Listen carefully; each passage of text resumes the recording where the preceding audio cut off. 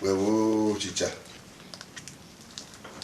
I do everywhere. My way or when you will be table where you're Daniel Diku, Zonka. If not home where, cha, why guane? If we are Ipa. Iku weja to one young. Me. Emma, eh. If you know a cane, why you no one. Over what we were signing. What must sign? Huh? What must sign? Or we want you? Or we made a echo? Is it? We want to go. I know. I get a letter, the morning, no, I told one young, no. You see now? You are confused. I will wait till about it, madam. Huh? So, Nina, come away, walk bow or more. So, you are proud. Uri, who know where? Oga know where me? Uri, Oga know where me? Uri, right? Na de tota como na no tani. They know. Now they know we or move or you have a guevi dollar yao you are you bow with my more. Which one did you do? Iwada where. But many who are. I know I have my sense. My sense is here. Hello. My sense is here. Emenita or Wagadaze. Edo wadazoe. Adazowa. Ode. Adazoe. Hello. Look at your house. Look at your house. Today, America. Tomorrow, be London. Why are you ready? Where know me? You are happy. Look at your house. Look at your house. A man who cannot take care of his house. How can that man take care of his children? Why? He did. Don't. He did. He man telling him my winning. He buried. Yes. You will not leave your daughter, a very beautiful girl, alone. Or what you will. Ibieka one day. You know what he will do? GT. I'm a cada fry. I'm a deniati no about. No, you can't know. I boys me to you. Only a more. Egbo what it e cada fra no ira na ri na you GT no my father took me there. Oh where would you wire? I know me. You were proud, not on where it's something. Tell me that you pay a bills. You are a bad man. He gives you money. He has finished you. He has finished you. Nothing good about you. I will prepare your baby and train him. Yes, a boy. Idowu Agbes. Oh, warrior! This is the book. The fact. No, you training one was. Oh, I can what was saying. Oga kon wa ma sin. Awa wo, awo don we ni eti mo go to. Iku. Ave ni ko. Wa she. Emi ami out there.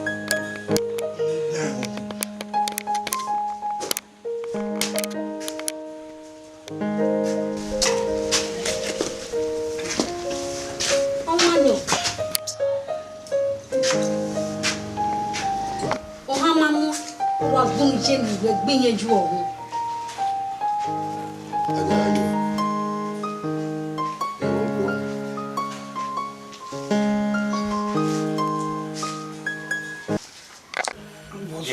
Ekiti, keke no ngare. Wa famo we bai. Oh, mi no. Why go do? Why you nika? O me agbon e be. O be be de nani.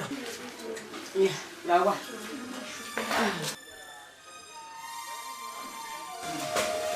Sani. Right no one. Ja. Right no, imo giwa. Ida. No ba de mu giwa na huna. What are you winning it like? Imani mi ro pa yo ni a. E ba ke kan no. Keti. Kishi madam. No really kishi madam. Do you know the medicinal we apply this food? Imani mi ro pa yo ni a. O ma mi ni we wi me. Mo we mi dan ni a.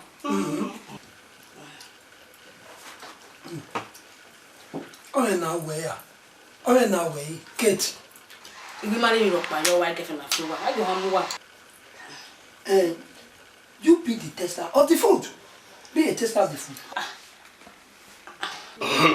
Madam, you do the testing of this food. Or when you down one. Test it. Yeah, down one or do I?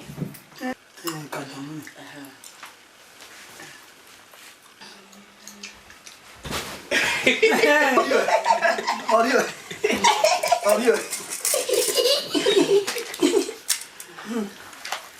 Let the Jesus say, oh, come on. Oh, my dear one. Oh, my wife, you. I cannot down wherever you are poison. Yes! You want it. Wisdom man. Hey, making. They have to let you away. You may be my yarn. Oh, let's die, butter. Oh, no butter. I know butter in here. Eh, well, ni ogumesi wo ma woni imi wa se ma ola imi wa se wa ma nya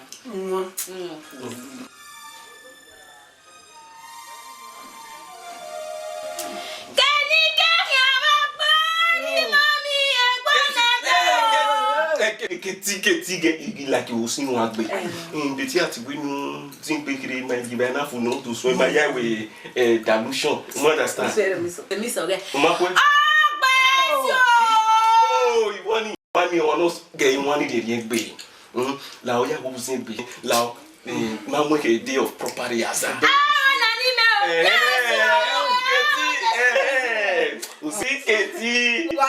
get what was in you with Yamusi. Why, baby. Why, Music, I'll give you live. What do you buy, Master?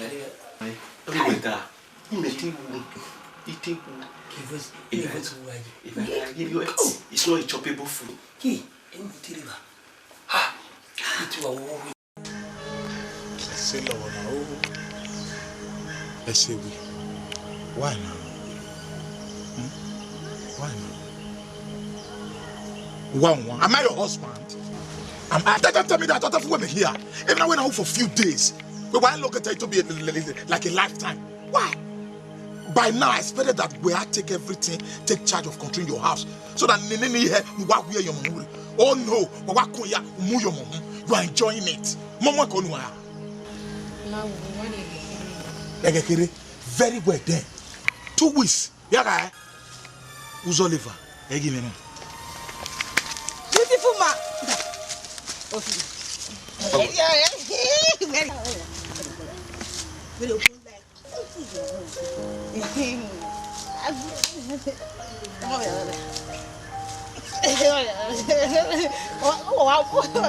Beautiful. We like it. We like it. Okay. Chicha. Ewe oboda. Ewe ukiagba. Iwo numi. Eto kan so yati moto. Dadu to ge ba ya akona de ye kun zeri we na chicha. Ese ro pa yi. Ona ewe zeri we ni we hiya ni we sinu. O se na we ya moto no. Chicha. Se moto na.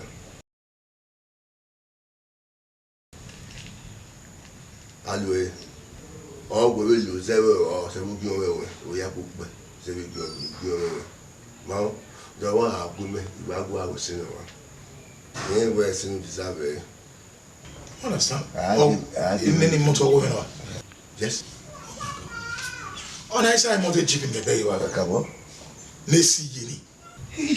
o be ni you say aga so e ge wa o ni wo giri ya ni What's Baba? So, me I want a classroom there.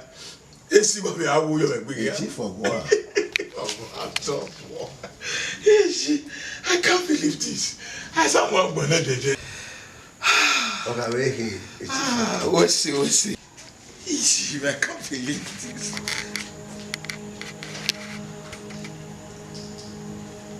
Epa, we don't buffer where. Salary na ekwegba gba mi ro pa me so ya wo so me pa ya mega do a look with salary do ya telephone we va ko yi la we se mo to mi wa kwa lo wa le piri na ma ko ute wa ya o ute ya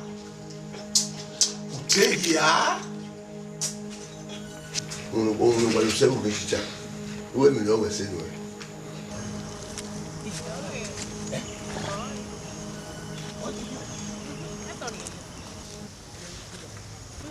on me not bad. Gonna foolish.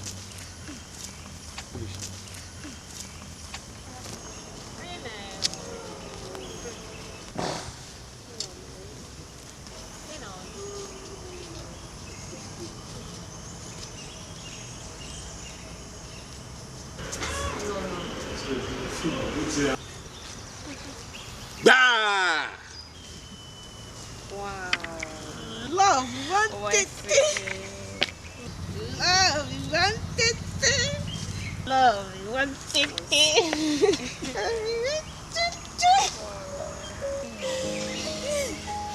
Love, wanted it. There you go. Ya kolo wele Ide, ya kolo wele.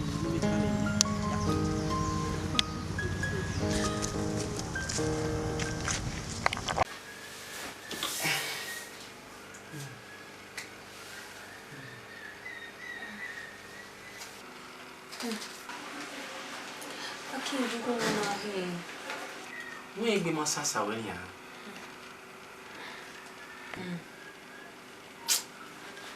Me like open na ya de chemistry. Only the top prescribe no me like. Priola ne no ya ro we ko ase pe ba ya di be hospital.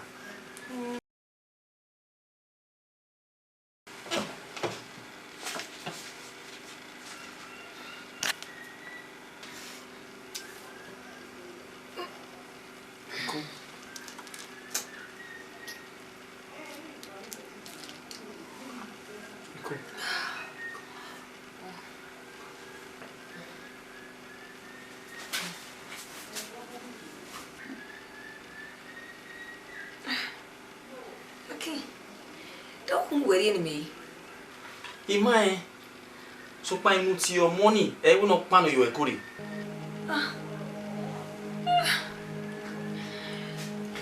Iwe kwera we aki. Ora imo wa we na kwa ko pa pisu ese. Okuna osun anwi na neba. Egbe me ero yi. Wen mi kai.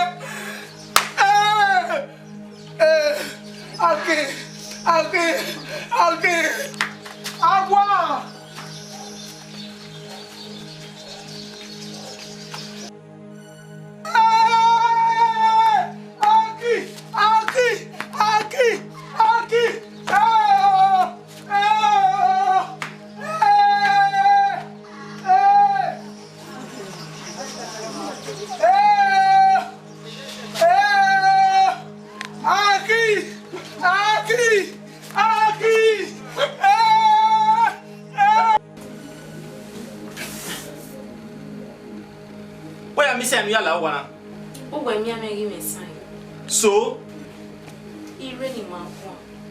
the bang my waka.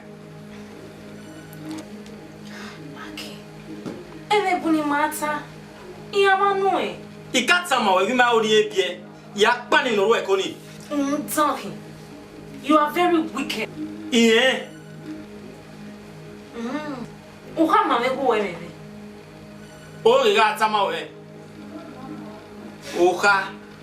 Bumwe komene. O te ke ama. Magu gwa ka gbeniana. Prevention. Prevention. Prevention is say we. Prevention. All to help you with. Prevention. Okay. Yeah. Wuwa le wuwa. E me afa ni me ba wuwa. E lo gbo me ha wa. Bo gwe na e do luga e. Ya pa no ya ni kwa. Say me like what are what is say me a? Abi ni do ezira.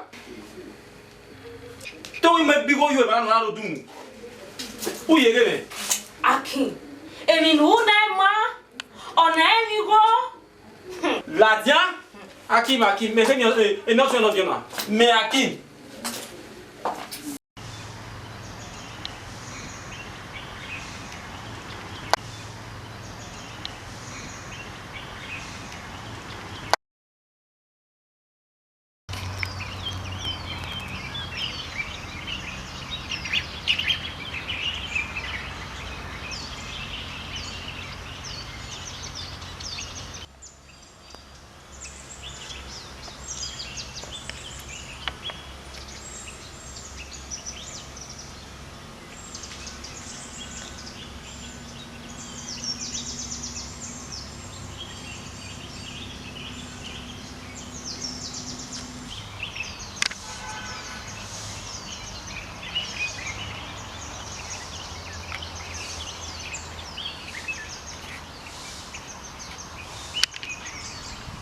Say,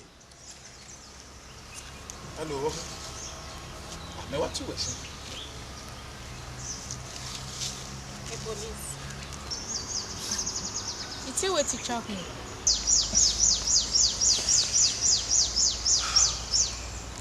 On your book, the memory on why ever since. So, man, the truth is that I'm a police officer. But to man and with my vacuum and the man in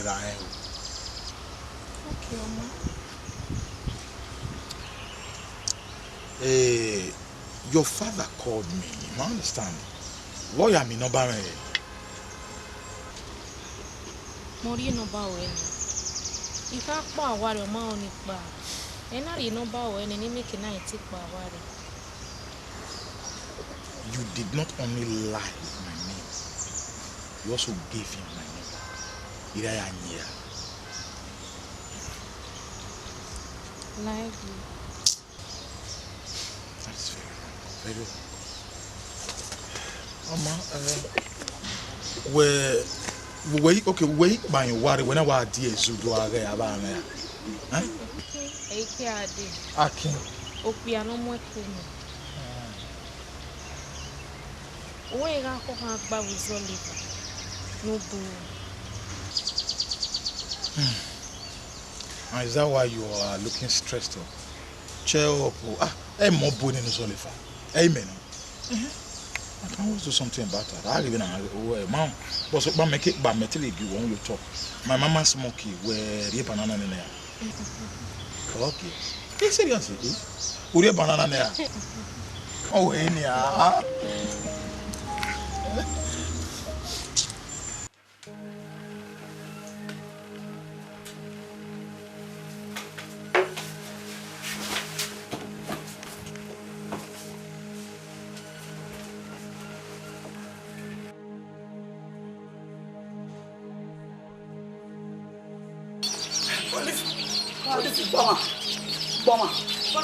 Boma.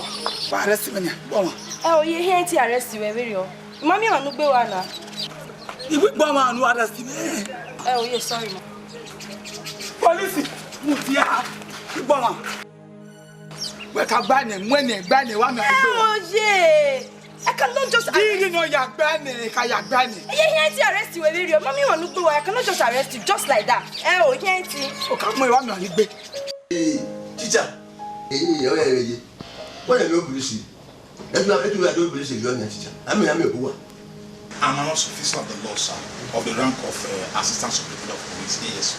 In no way, officer, in your Agbes. Which one? Okay, matter. The police will give you. That one. I will tell you. Well, wait. Officer, you know, how many miles are Wamako and I said, because God wanted her to be a good child of God. Or not the case. Or where I want to go, you talk mono, immediate food, every day, because mommy no swear. Actually, your mono bien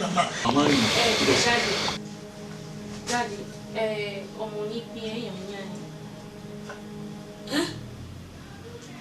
Hey.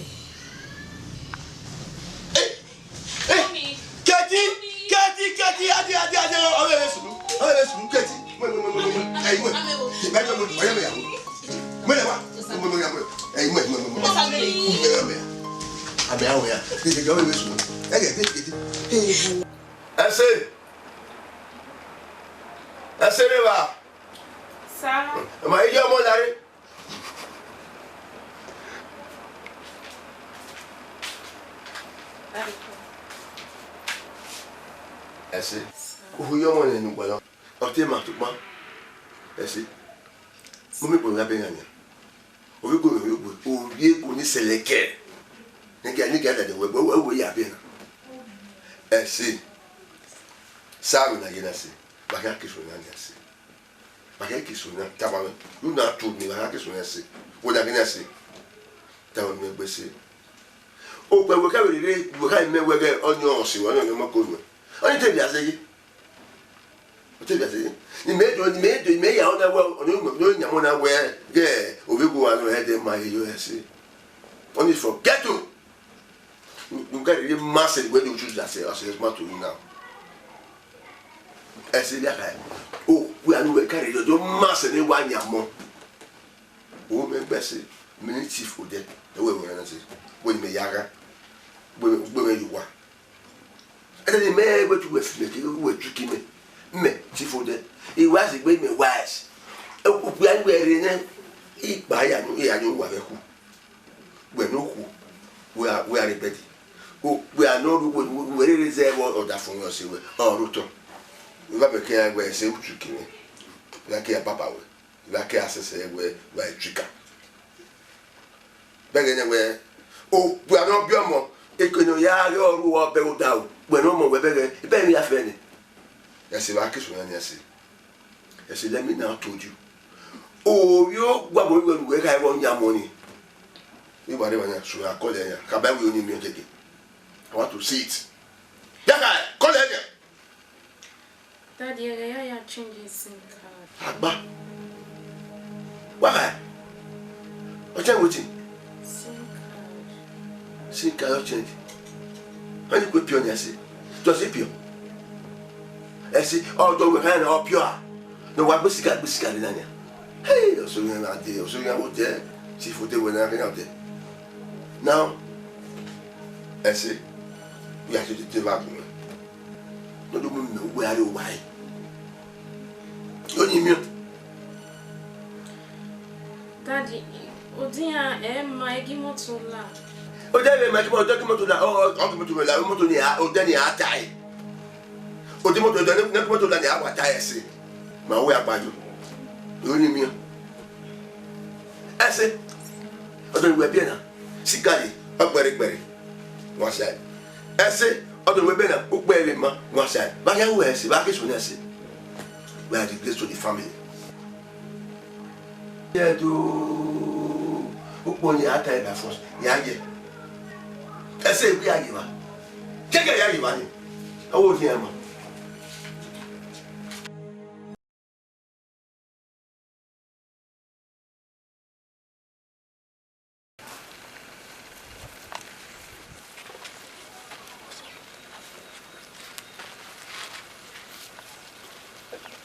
Ese.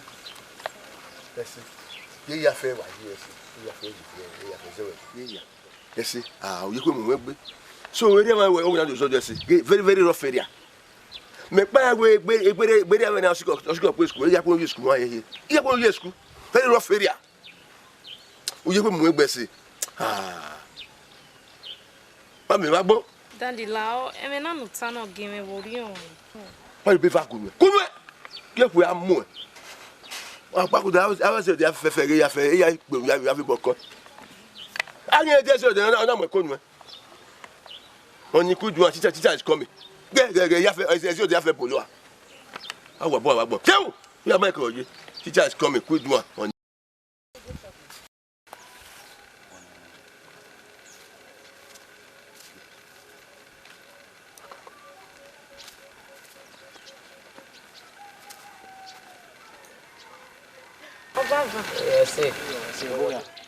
Koyo, e pa domo sa. Ma die. Domo sa. E bura we. Domo ha. Rote. Domo sa. Domo sa. Ko. Okwero wa. E o befendi we. O wune na. Aki ha. E meta na befendi we. O wune na, o wo mo pade o do gbe wa. Awu. E ma ye. O to no mo ko no bi me awu wuna. O fo na. Ora, o gino. Fo wona no. Ma ru we no ri me be no ma ba. Esi. I want to tell you, maybe you will make it very family way. Me dey on baba. I police here do mo ko epa. Na mo ko epa make am mo gba. Eh what? Eh ni mo ko nu we. Esi na sibu na give me the best. I say na ni no wa, ni no wa. Eh gwase. I say, yeah, I say. Mommy, I say, yeah. I say, why you why make you power in to the session?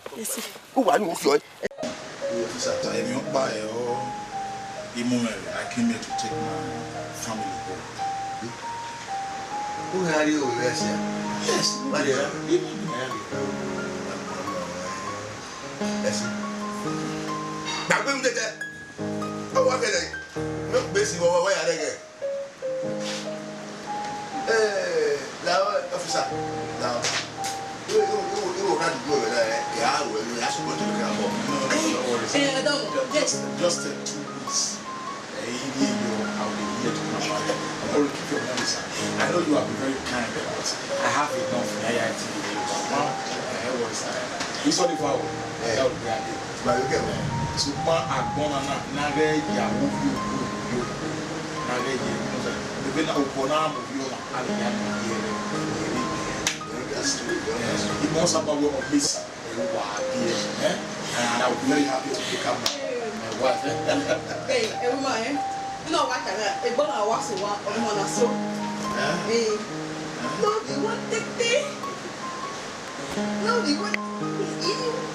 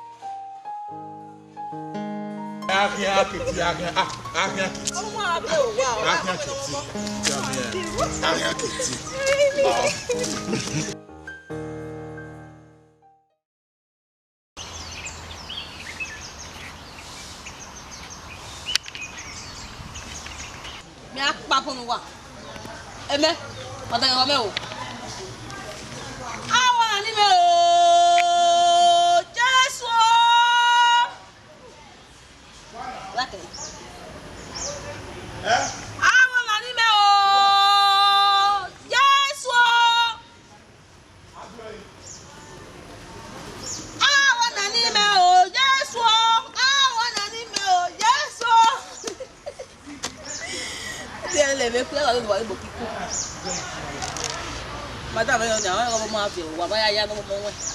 Oui, il là.